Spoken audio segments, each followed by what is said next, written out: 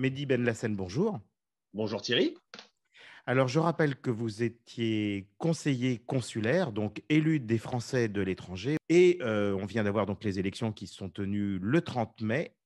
Et les résultats que vous avez obtenus ne vous ont pas permis de pouvoir siéger de nouveau. Comment vous expliquez justement le faible score que vous avez pu avoir?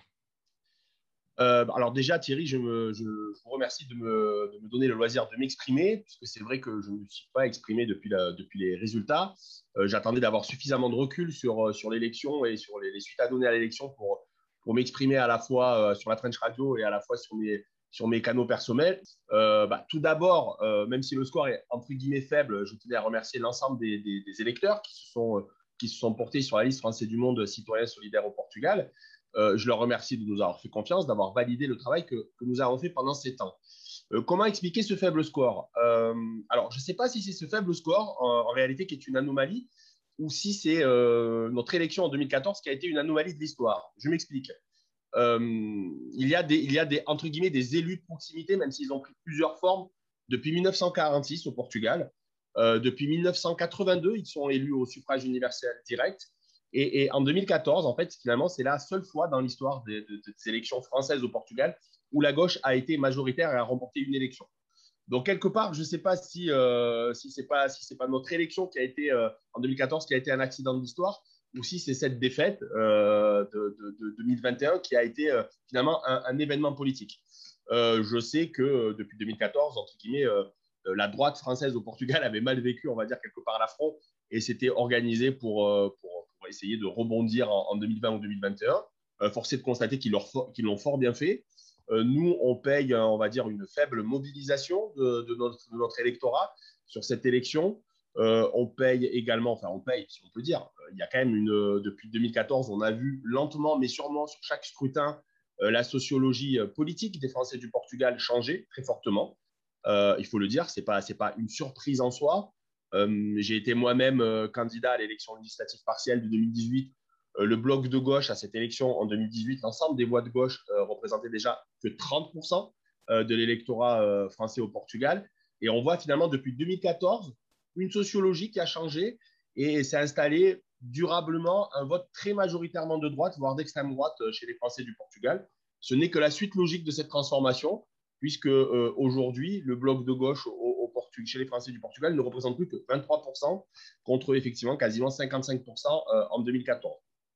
Donc, il y a des raisons qui expliquent cette faible, ce faible score de la gauche si on additionne les 10 de gauche au Portugal. Mais force est de constater que entre 2014 et 2021, nous avons 5000 Français de plus inscrits sur la liste électorale consulaire. En 2014, il y avait quelque chose comme environ 1200 votants. Sur ces 1200 votants, la liste Français du Monde avait réalisé 760 voix. Si on prend le score de gauche cumulé en 2021, on est aux alentours de ces 760 voix. Donc, ça veut dire que le bloc de gauche réuni, hein, si on avait été réuni, et malheureusement, Donc, nous ne donc, l'avons donc pas là, été. donc vous faites allusion à la liste qui était menée par Stéphane Fanucci, Tout à fait. Écologie Les Verts. Donc, en fait, en additionnant les deux, vous êtes exactement quasiment au même nombre de votants que Tout vous à fait. aviez. Donc, votre analyse, c'est qu'en fait, vous ne représentez que 700 à 800 personnes qui viennent voter. Pourtant, vous le savez, cette année au Portugal, on a eu beaucoup plus de votants. D'ailleurs, le Portugal fait partie des 3 pays Ouais. qui se sont fortement mobilisés pour les élections consulaires parce que on sait que le score national tourne toujours autour de 14-15%, alors que au Portugal, on a largement dépassé les plus de 20% de mobilisation. Donc, pourquoi ne voit-on pas non plus un petit peu une progression quand même Force est de constater que sur les 2300 électeurs supplémentaires qui sont venus voter par rapport à 2014, ce qui est pas négligeable. ces 2300 électeurs, sans exception, ont tous mis un bulletin de vote entre guillemets de droite dans l'urne. Voilà. Il y a notamment surreprésentation, une forte mobilisation dans le bureau de vote d'Algarve, qui permet de creuser les écarts en faveur des partis de droite traditionnels ou des partis d'extrême droite, alors que historiquement, les listes Français du Monde font des très bons scores, voire des excellents scores, plus haut que la moyenne dans le bureau de vote de Porto. On représente encore 21% à Porto. sauf que la mobilisation, le taux de participation à Porto est dans la moyenne nationale, 15%, quand le taux de mobilisation à Faro est à 32%. Donc forcément, ça creuse les écarts et indéniablement, enfin voilà, encore une fois, on représentait 760 voix en 2014, on en représente grosso modo 790, le bloc de gauche, en 2021. Donc ça veut dire que sur les 2200 électeurs, encore une fois, nouveaux qui sont venus voter, la quasi-totalité est venue voter, entre guillemets, à droite. Donc il y a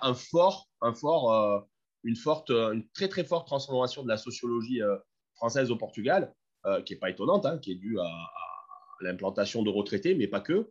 Et je pense que, enfin, voilà, on est dans un système de démocratie représentative. Ils ont choisi des conseillers consulaires qui correspondent le mieux à ce qu'ils sont. Il n'y a rien de choquant là-dedans. Donc si je vous écoute et si je vous comprends, ça veut dire que pour les années à venir, ça va pas être évident de défendre un petit peu les positions que vous soutenez depuis des années. Alors, oui et non. Oui, puisque en fait, on voit que partout où la gauche, entre guillemets, est minoritaire, elle ne s'en sort que parce qu'il y a des unions, il y a une union de la gauche. Je regrette ici que nous n'ayons pas pu la faire. Mais Certaines pensez-vous de que ça puisse mes… être réalisable? Parce que, a priori, quand on vous entend tous les deux, donc je parle de Stéphane Fanucci et vous-même, il y a quand même, en l'occurrence, par exemple, Stéphane Fanucci a été relativement virulent sur le dossier scolaire, en l'occurrence du lycée français Charles Lepierre, donc n'a pas caché un petit peu le mécontentement et même vous a attaqué directement. Donc, est-ce que vous pensez qu'une réconciliation serait possible dans l'avenir? Sans doute, mais enfin, moi, ce que je regrette d'une manière générale, sans cibler Stéphane Fanucci, à titre personnel, je regrette une campagne très fortement démagogique et très fortement populiste. C'est pas ma manière de faire de la politique et ça sera jamais ma manière de faire de la politique. S'attaquer, comme ça a été fait, monter en épingle le dossier des frais de scolarité au lycée français Charles-Pierre de Lisbonne en faisant croire que rien n'avait été fait, c'est pas ma manière de faire. Promettre aux retraités français installés au Portugal que l'on va intervenir en tant que conseiller consulaire sur le dossier du RNH alors que ça ne fait pas partie de nos compétences, c'est pas ma manière de faire et ça sera jamais ma manière de faire. À un moment donné, alors certes, ça peut être payant sur le court terme, mais on paye toujours des promesses qu'on ne peut pas tenir sur le moyen terme ou sur le long terme en politique. Certes, ce genre de comportement pendant la campagne a peut-être permis à certains partis de prospérer, mais à un moment donné, il faudra payer la note.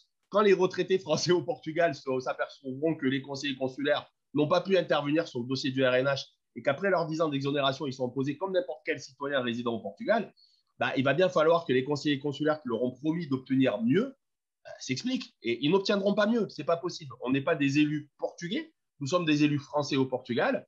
Le RNH est une loi portugaise sur laquelle nous n'avons pas à intervenir. Donc, je ne vois pas comment ces élus-là arriveront à obtenir une exonération supplémentaire ou un maintien, un prolongement de la mesure. Donc, je pense que voilà, bon, on a assisté à une campagne très fortement populiste, sans doute ce qui a permis quelque part un surcroît de mobilisation. De ce point de vue-là, on ne peut pas s'en plaindre. Mais je pense que la politique, depuis des années, souffre de promesses que nous ne pouvons pas tenir. Et en tout cas, moi, je ne me suis pas lancé en politique pour mentir à mes électeurs. Donc, c'est vrai qu'on a pu me reprocher d'avoir une campagne qui était peut-être pas ambitieuse, mais qui était, enfin, moi, en tout cas, je l'ai voulu réaliste par rapport à ce qu'est réellement le mandat de conseiller consulaire. Je pense que je connais mieux que quiconque, notamment pour avoir été aussi président du groupe Français du Monde, Écologie et Solidarité à l'Assemblée des Français de l'étranger pendant des années. Donc voilà, le comportement de Stéphane Fanucci m'a pas plus choqué que ça. Malheureusement, c'est la politique, c'est un jeu de posture. Ce qui m'a plus déçu, c'est qu'à l'échelle de la péninsule ibérique, en tout cas, Français du Monde, y compris le PS, parce que je suis adhérent au PS par ailleurs, on a fait en sorte de faire des listes d'union et de se regrouper derrière les sortants. C'est ce que nous avons fait à Barcelone, c'est ce que nous avons fait à Madrid, et ça a permis à la gauche de réaliser des bons scores et d'avoir beaucoup d'élus. On ne nous a pas forcément rendu l'appareil à Lisbonne, et je le regrette, pas forcément pour mon cas personnel, je le regrette pour les en gros 800 électeurs qui ont glissé un bulletin de vote de gauche, quel qu'il soit, à Lisbonne, à Porto et à Faro.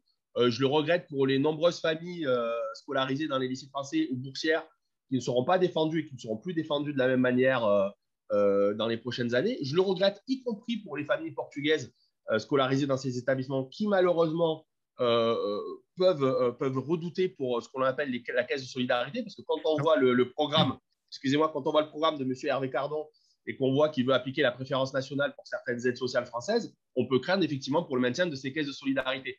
Donc oui, Oui, mais je le regrette. il y a d'autres élus. Vous avez été d'ailleurs élu pendant de nombreuses années avec Laurent Goater, tout particulièrement, et Françoise Conny-Stabilé. Vous avez travaillé ensemble pendant plusieurs années. On peut penser aussi que certains nouveaux élus, ou en l'occurrence aussi Julien Letartre, qui vient rejoindre le groupe, vont aussi pouvoir s'intéresser justement à ces dossiers. On verra, on verra. Moi, j'ai jamais vu Laurent Goater ou François Sconestabil aller consulter un seul dossier de bourse en amont de la préparation du conseil consulaire.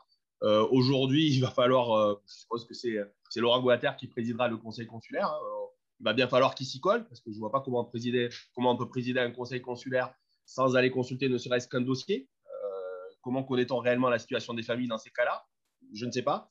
Je ne sais pas ce que fera Julien Letard, l'avenir le dira. Et pour répondre à la deuxième partie de votre question, je suis toujours président de l'Association Français du Monde. L'Association Français du Monde Portugal siège dans les conseils consulaires. Donc, il y aura au moins une voix de gauche dans les conseils, dans les Donc, différents ça veut dire que conseils vous allez être consulaires. attentif et vous allez rester en lien justement et donc continuer à œuvrer pendant les années à venir. Alors, ça c'était effectivement, là, je crois que vous venez de répondre par l'affirmative, en tout cas, c'est ce que je vois en vous regardant. Et moi, Mehdi, pour conclure, je voulais vous poser aussi une question parce qu'il était question que vous puissiez rejoindre ou en tout cas Ségolène Royal. Vous étiez le numéro 2 pressenti pour être sur les listes pour les sénatoriales. Qu'en est-il aujourd'hui? Alors, c'est un dossier qui ne dépend pas de ma compétence. Non, mais on parlait de votre parcours. Vous étiez le... Oui, oui, oui, oui, non, mais tout à fait. Mais alors, il y a eu un processus de désignation qui avait été enclenché par la Fédération des Français de l'étranger du Parti socialiste. Ce processus de désignation a été suspendu par le Bureau national du Parti socialiste, qui a repris la main sur la désignation. Je ne sais pas, enfin, je ne sais pas du tout ce qui sortira du chapeau du Bureau national. Je ne pense pas que ce dossier soit réouvert avant la fin des régionales et des départementales, puisque le Parti socialiste est très centré sur cette élection-là pour le moment. Et je ne pense pas que du coup ce dossier-là soit clos avant, on va dire, début juillet, voire la mi-juillet. Je ne sais pas du tout quelle analyse fera le Bureau national du Parti socialiste de cette élection. C'est une élection, en tout cas les élections consulaires, qui ont permis à la gauche d'être la première force à l'étranger. Avec 165 conseillers consulaires, la gauche regroupée est la première force politique, et en particulier l'Association Français du Monde, qui a 107 conseillers consulaires. C'est la première institution avec le plus de conseillers consulaires, loin devant les LR, loin devant la République En Marche Donc, si et on loin vous, devant la SFE. donc, si on vous propose, vous continuez normalement. Vous êtes partant. Moi, comme je l'ai dit dans une réunion, pas plus tard que samedi, hein, on avait une réunion interne au Conseil fédéral élargi de la Fédération des Français de l'étranger. Moi, j'ai toujours été loyal à mon parti, j'ai toujours été à la discussion de mon parti. Si le parti me demande de me retirer parce qu'il considère que je suis plus légitime, je le ferai. Si le parti me demande de maintenir ma candidature parce qu'ils ont besoin justement d'une figure qui représente l'association, entre guillemets, Français du Monde ADFE, puisque c'est une force majeure aujourd'hui à l'étranger, en fonction de leur analyse, je serai utile, enfin, je serai dans le combat sur la sénatoriale en fonction de ce qu'ils jugeront le plus utile. Et pour en revenir aux élections consulaires, je n'ai pas eu le loisir de m'exprimer à ce sujet, mais je tenais quand même à le dire. À la demande de mes colistiers et après une consultation avec eux, nous avons décidé, comme par ailleurs Bruno Fenzel et la liste de La République En Marche, d'intenter un recours, donc qui sera déposé demain matin en annulation de l'élection, puisque nous estimons que notre liste n'a pas été traitée à égalité avec les autres listes, notamment par le fait que notre profession de foi n'ait pas été disponible en ligne au moment du vote électronique. En nous faisant une analyse, bon, nous expliquerons en temps voulu sur les raisons pour lesquelles nous contestons le fait qu'elle n'ait pas été publiée, mais qu'en nous faisant une analyse des résultats, nous arrivons troisième au vote à l'urne, et donc nous aurions eu un siège si le vote n'avait été qu'à l'urne, comme ça a pu être le cas pour les législatives en 2017 et 2018, avec un vote à l'urne qui représentait quand même 10% des votants. Hein, en règle générale, Thierry, vous savez que lorsque l'on fait des sondages sortis des urnes. Lorsqu'on publie les premiers résultats, on publie sur les 100 premiers bulletins, donc voire sur les 10 premiers pourcents. Et il y a rarement un changement du tout au tout lorsqu'on fait ces projections-là. Donc, nous étions troisième avec 14% au vote à l'urne et nous avons eu la désagréable surprise de constater que nous passions dernier après le vote Internet avec environ 10%. Donc, pour nous, il est évident que la non-publication de notre profession de foi lors du vote Internet a changé les choses. Et donc, nous voulons, même si le Conseil d'État n'annule pas l'élection pour autant, nous voulons faire reconnaître effectivement que nous avons été désavantagés et qu'une des raisons de ce score est le fait que l'administration n'ait pas publié notre profession de foi. Bon, ben, en tout cas, Mehdi Benlassen, merci beaucoup pour être intervenu sur l'antenne de la French Radio et pour venir justement vous exprimer, nous faire part aussi aujourd'hui de la position que vous avez prise, à la fois peut-être pour les sénatoriales de demain, mais aussi par rapport au recours que vous engagez, tout comme Bruno Frenzel a pu le faire aussi et l'annoncer aussi sur la French Radio, dans le cadre des élections consulaires qui se sont passées le 30 mai. Et puis, on a bien compris aussi que vous restez dans le jeu politique, que vous ne quittez pas et que vous allez être très attentif un petit peu à tout ce qui va se passer. Merci beaucoup, Mehdi, merci Thierry pour pour être votre intervenu invitation. sur notre antenne. Bonne journée à vous. Au revoir. Merci, au revoir. La French Radio, Portugal.